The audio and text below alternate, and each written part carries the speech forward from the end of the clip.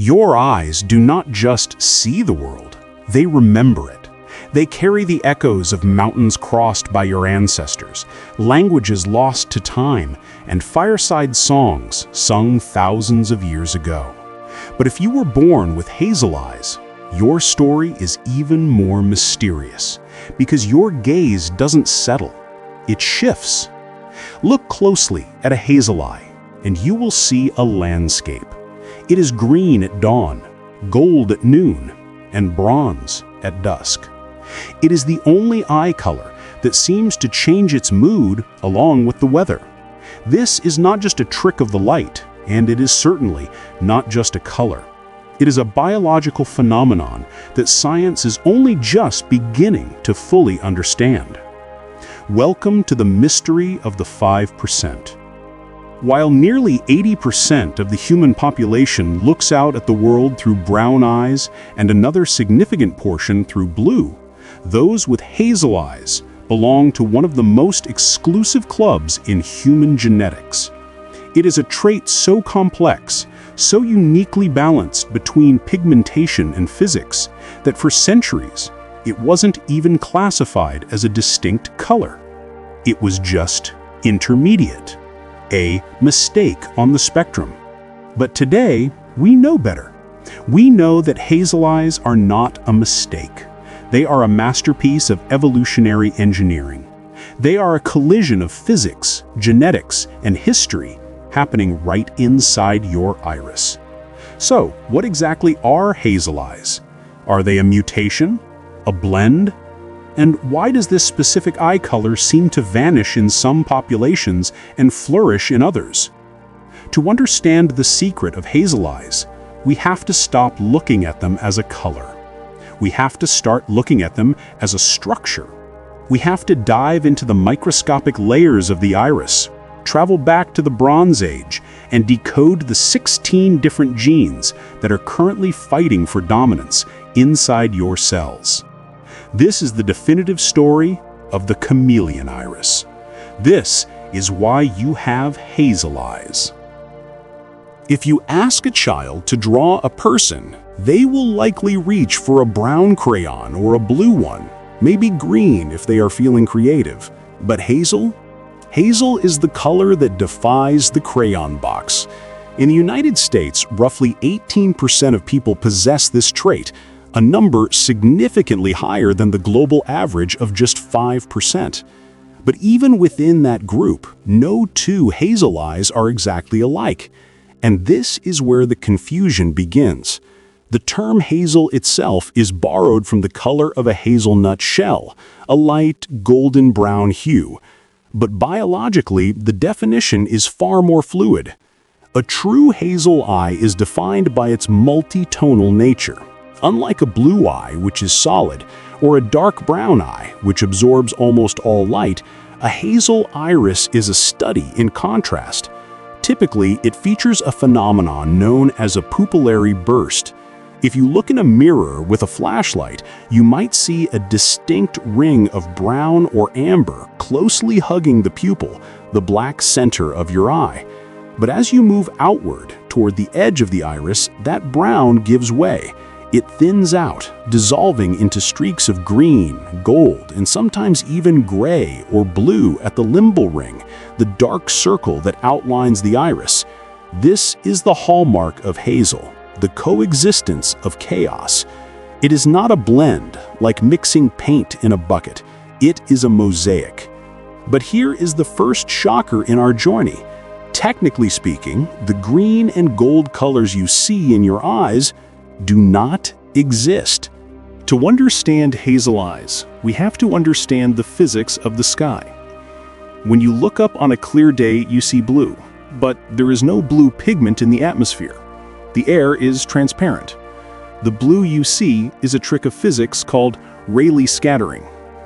When sunlight hits the molecules in the atmosphere, the shorter blue wavelengths scatter more easily than the longer red ones, filling the sky with blue light.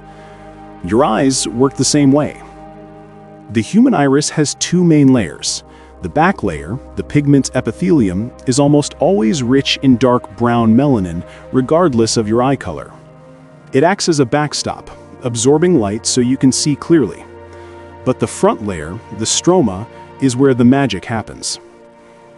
In blue eyes, the stroma contains almost no pigment. It is a clear, cloudy web of collagen fibers. When light hits it, the light scatters. Just like the sky, the blue wavelengths bounce back out to the observer. A blue eye is not blue. It is colorless. It is structurally blue. Now, enter the hazel eye. A hazel eye is what happens when you take that structural blue scattering effect and you contaminate it. In a hazel iris, the stroma is not empty. It contains a moderate amount of melanin, the brown pigment, but it also often contains a rarer pigment called lipochrome, which has a yellowish gold hue. Think of it like a painting. You start with a canvas that naturally scatters blue light. Then you lightly brush a layer of transparent yellow gold pigment over it. What happens when you mix blue lights with yellow pigment? You get green. But because the pigment in a hazel eye isn't spread evenly, remember that pupillary burst, the eye doesn't look solid green. Where the pigment is thickest, usually near the center, the eye looks brown or amber. Where the pigment is thinner, the blue scattering mixes with the yellow lipochrome to create emerald or olive greens. And at the very edge, where the pigment might be absent entirely, you might see a ring of dark gray or blue. This mechanism explains the most famous superpower of hazel eyes, their ability to change color. You've probably heard people say, "My eyes change color when I cry," or "My eyes turn green when I wear this shirt." For a long time, this was dismissed as poetic nonsense, but physics backs it up. Because hazel is a structural color rather than a solid pigment, it is heavily influenced by the quality of light entering the eye. At noon, under strict white sunlight, the Rayleigh scattering is strong, emphasizing the blue undertones, making the eye appear sharper, perhaps grayer. At sunset, or under warm indoor lighting which is rich in red and orange wavelengths, the scattering effect is minimized. The light reflects off the brown melanin and golden lipochrome more intensely. Suddenly, the same eyes look amber or honey-colored. Even the clothes you wear play a role. If you wear a deep green shirt, the light reflecting off the fabric enters your eye and can subtly enhance the perception of the green wavelengths scattering in your iris. It is an optical illusion, yes, but one that is grounded in the very real, very complex behavior of light waves. Your eyes are essentially mirrors that reflect the world around you, changing as the environment changes. And this adaptability is what makes the hazel phenotype so incredibly rare. It requires a Goldilocks balance. Too much melanin, you have brown eyes. The pigment absorbs all the light, no scattering happens. Too little melanin, you have blue eyes. The scattering dominates, no color mixing happens. Hazel sits on a razor's edge, a perfect, precarious balance of just enough pigment to create color, but not enough to drown out the light. But how does nature achieve this balance? How does the body know to put just a little bit of pigment in the iris and concentrate it only in the center? The answer lies deep within your DNA, in a genetic code that is far more complicated than what we learned in high school biology. For decades, we were taught a simple lie about eye color. We were told it worked like a switch. The old model, known as Mendelian inheritance, suggested that eye color was determined by a single gene. Brown was dominant, big B, and blue was recessive, little b. If you got a big B from one parent, you had brown eyes. The only way to get light eyes was to inherit two recessive genes. If this model were 100% true, hazel eyes shouldn't exist. They don't fit the binary. And more importantly, two blue-eyed parents should technically never be able to have a hazel-eyed child. Yet, it happens. Today, geneticists have thrown that old chart out the window. We now know that eye color is a polygenic trait. It isn't a solo performance, it is a symphony played by at least 16 different genes, all interacting with one another in a complex cascade of biological signals. But among these 16 players, there are two conductors that matter more than the others. They are located on chromosome 15, sitting right next to each other like neighbors. Their names are OCA2 and HERC2. Think of OCA2 as the factory. This gene provides the instructions for the P protein, which is essential for maturing melanosomes, the tiny cellular structures that produce and store pigment. If your OCA2 factory is running at 100% capacity, it pumps out massive amounts of melanin. The result is deep, dark brown eyes. This is the default setting for the human species. If the OCA2 factory is shut down completely due to a mutation, you get albinism, no pigment at all. But for most of us with light or intermediate eyes, the factory isn't broken, it's just being throttled. This is where the second gene, HERC2, comes in. HERC2 acts as the switch, or more accurately, the dimmer dial for the OCA2 factory. Thousands of years ago, a single mutation occurred in the HERC2 gene of a single individual living near the Black Sea. This mutation essentially turned the dial down. It didn't switch the factory off, but it limited its production. For people with blue eyes, the HERC2 switch is turned almost all the way down. The factory is open, but production is minimal. For people with hazel eyes, the HERC2 switch is glitchy. It is set to medium. It allows the OCA2 factory to produce some melanin, but not enough to fill the whole iris. It stops halfway. It allows just enough pigment to create that burst of brown around the pupil, but leaves the outer edges relatively clear. This medium setting is incredibly unstable in genetic terms. It explains why hazel eyes are so hard to predict. A child might inherit the HERC2 variant for blue eyes from mom and a variant for brown eyes from dad. And instead of one winning over the other, the genes interact to find a middle ground, a hazel compromise. But HERC2 and OCA2 are just the beginning. Recent studies have identified other genes, SLC24A4, TYR, and IRF4, that act like fine-tuning knobs.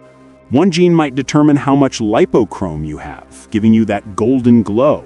Another might determine the density of the collagen in your stroma, affecting how blue the scattering looks. This is why hazel is so diverse.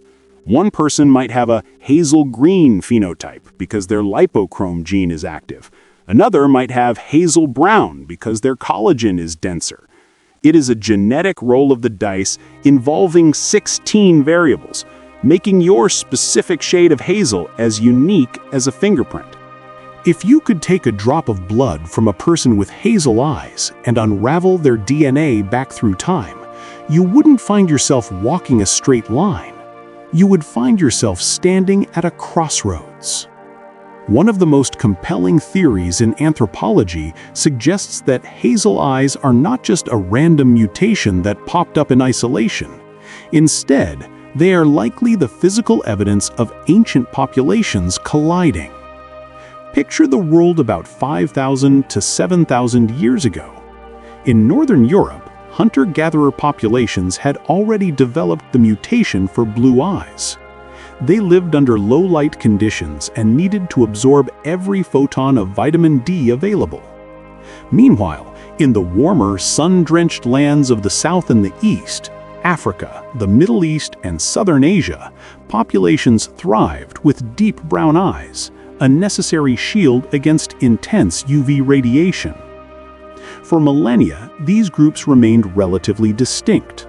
But then, the world began to move. The Bronze Age brought massive waves of migration.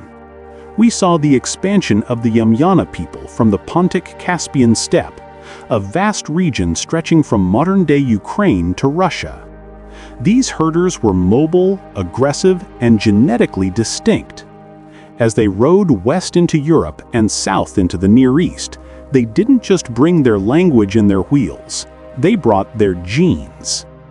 When a population carrying the code for light eyes mates with a population carrying the code for dark eyes over centuries, the result isn't a simple switch.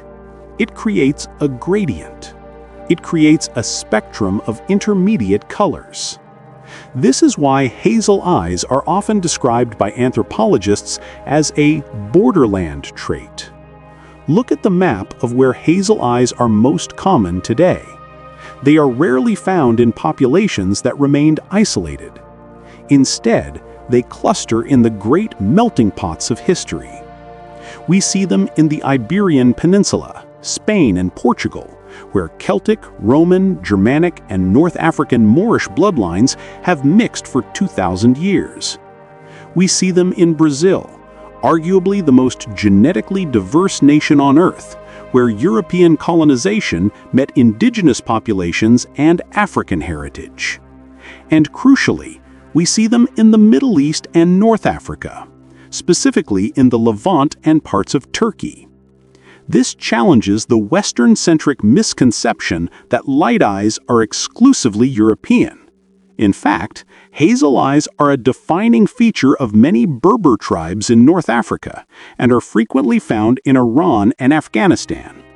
These regions were the literal highways of the Silk Road, the meeting points of East and West.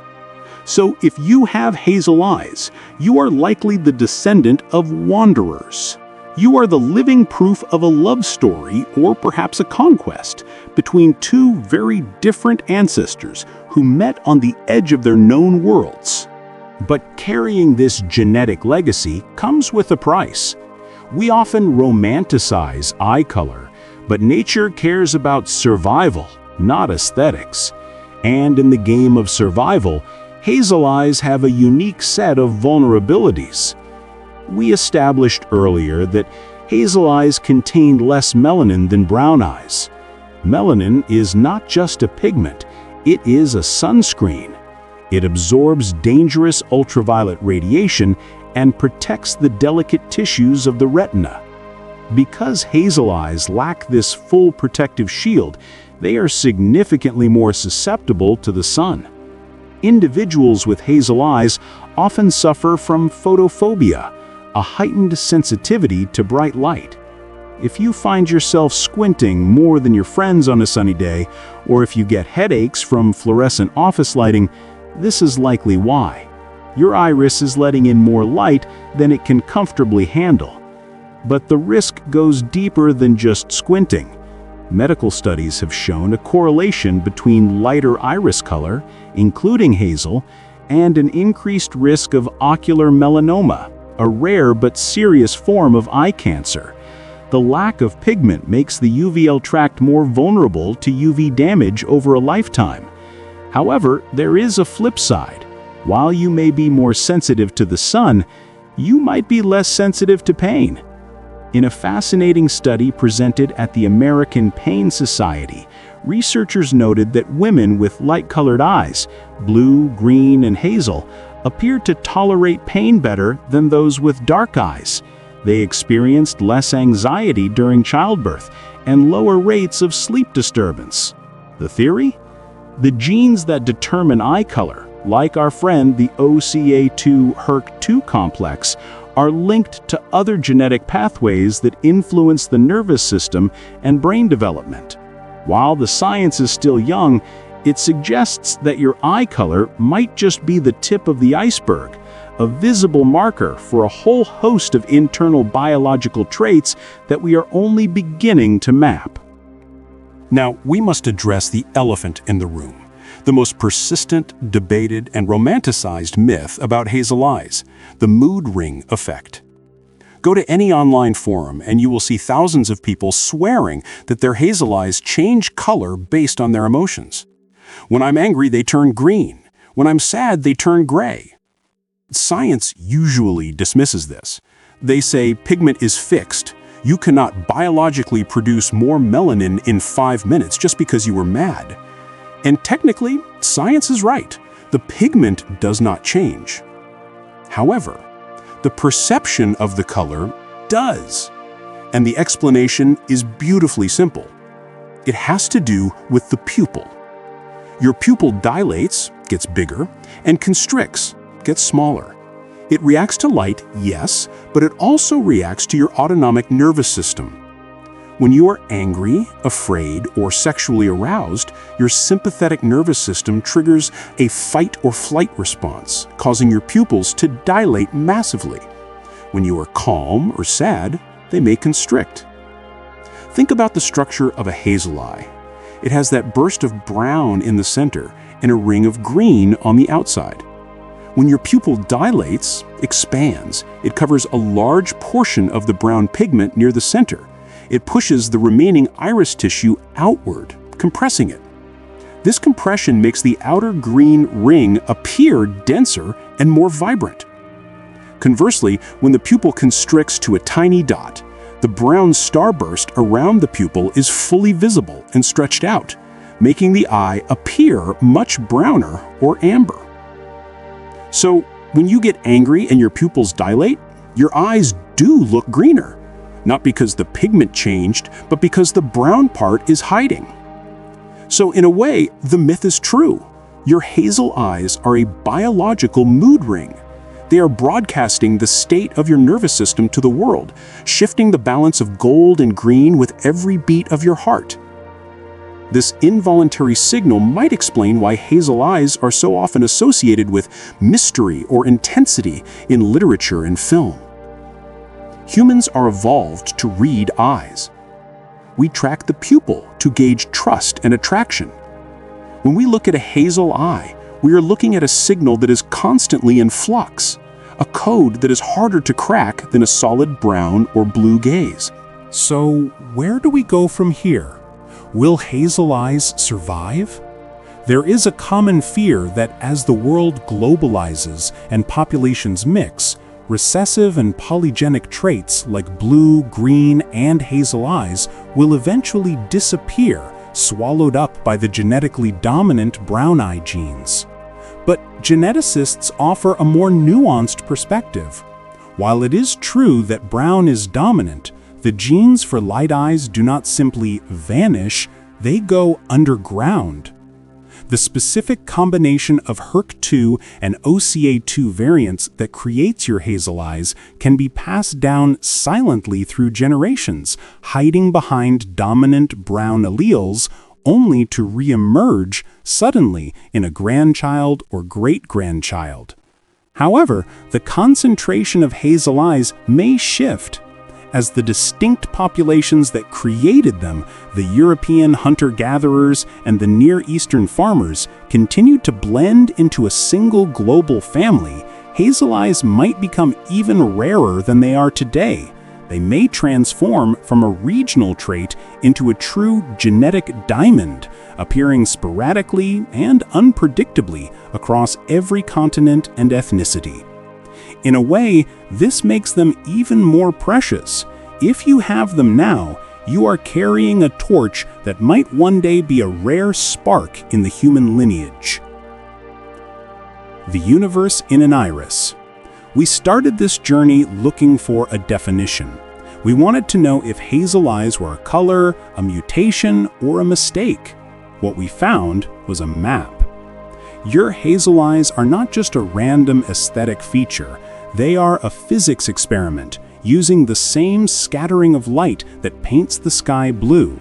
They are a history book, recording the precise moment thousands of years ago when distinct tribes met, mingled, and loved on the ancient steppes. They are a biological marvel, a delicate dance of 16 genes keeping you perfectly balanced between the light and the dark. We often look at our eyes in the mirror, worrying about wrinkles or trying to define the color for a driver's license, but we rarely think about what it took to build them. It took millions of years of evolution. It took migrations across frozen tundras and burning deserts. It took a specific ancestor surviving a plague, another surviving a war, and another finding a partner in a new land, just so those specific genes could travel down through time, survive the chaotic lottery of conception, and land in you.